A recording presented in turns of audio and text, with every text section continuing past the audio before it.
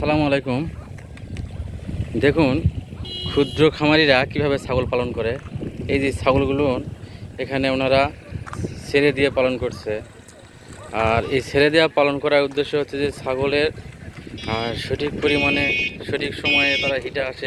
এই ছাগলগুলো যখন বিচরণ ক্ষেত্র ঠিক থাকে তখন এই ছাগলগুলো নিয়মিত হিটে আসে যে এবং প্রাকৃতিক খাবার খাওয়ার ফলে তাদের খরচ কম আসে এই খামারের।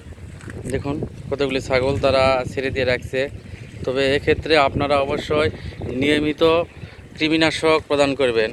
তার কারণ হচ্ছে যে বাহিরে যখন তারা খোলা খাবারগুলো খায়, এখানে প্রচুর পরিমাণে পরজীবী, ব্যাকটেরিয়া, বিভিন্ন ধরনের ক্ষতিকারক দিক থাকে, যে কারণে আপনারা ছাগলগুলিকে অবশ্যই নিয়মিত কৃমিনাশক প্রদান করবেন এবং পিপিআর টিকা দিবেন। আপনারা পিপিআর টিকা প্রতি 6 মাস পর পরে আপনারা প্রয়োগ করবেন, যে তাহলে আপনি খামারে লাভবান হতে পারবেন। তো ধন্যবাদ সবাইকে। আসসালামু আলাইকুম ওয়া রাহমাতুল্লাহ।